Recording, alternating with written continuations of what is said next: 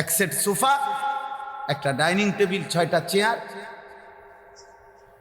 2টা খাট, 2টা আলমারি, বাথরুম 2টা, বদনা, বালতি, জগ, মগ, কাঁচের প্লেট, নুনের বাড়ি, আর কি ফার্নিচার এগুলা নেই। এটুকু ফালতু জিনিসের জন্য এত মিথ্যা বললেন, এত টাকা সুদ খান, 30 বছর ধরে সুদের চাকরি করেন, 30 বছর ধরে অবৈধ উপার্জন করেন। আরে হারামখোর, তোর লোভ কোনোদিন শেষ হবে না, খোদার কসম তোর অভাবও কোনোদিন শেষ হবে না। এই কিস্তি চলতে চলতে, সুদ চলতে চলতে, লোন চলতে চলতে কবরে চলে যাইবা, আর আখিরাতে জাহান্নাম ছাড়া আর কিছুই মিলবে না বেটা। কেউ মাতবরি করেন না, আমিও না, আপনিও না। কোন নাফরমান, কোন পাপী, কোন বেনামাজি, কোন চরিত্রহীন যুবক, নারী দেখো, ছবি দেখো, উলঙ্গ দৃশ্য দেখো, জিনা যে বিচারের দৃশ্য দেখো, হারাম ছবিতে পড়ে থাকো, মোবাইলের উশৃঙ্খলার উলঙ্গতায় পড়ে থাকো, যুবক নিজেকে চালাক মনে করিস না বাপ। তুই এই সমাজের দুশ্মন, তুই এই জাতির কলঙ্ক।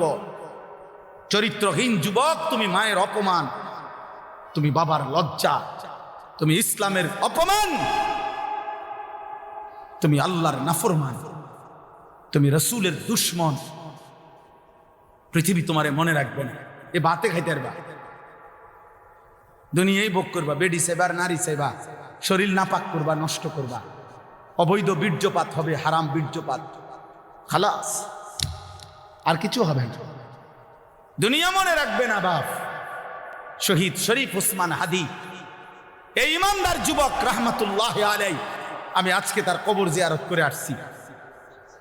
তো এই ইমানদার যুবক, আমার মাটির এই সাহসী সন্তান, এই ইমানদার যুবক প্রমাণ করেছে একই সাথে ঈমান এবং দেশপ্রেম একসাথ করে শুক্রবার জুমার নামাজ পড়ে গুলিবিদ্ধ হয়ে মহান আল্লাহর কাছে নিজেকে পেশ করছে।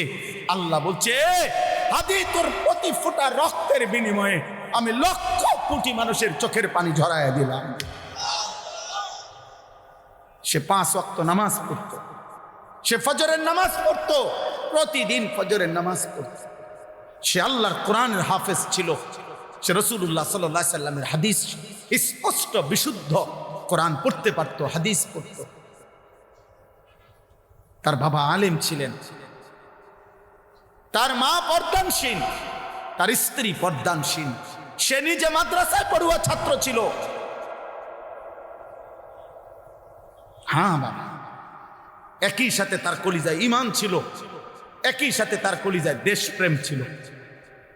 জমিনের মাটির প্রশ্নে, স্বাধীনতা, সার্বভৌমত্ব, আজাদির প্রশ্নে সে একাই বলছিল যে যদি দেশের একটা মানুষও যদি না বলে, তারপরেও ভারতীয় আধিপত্যবাদের বিরুদ্ধে আমি হাদি একাই বলে যাব।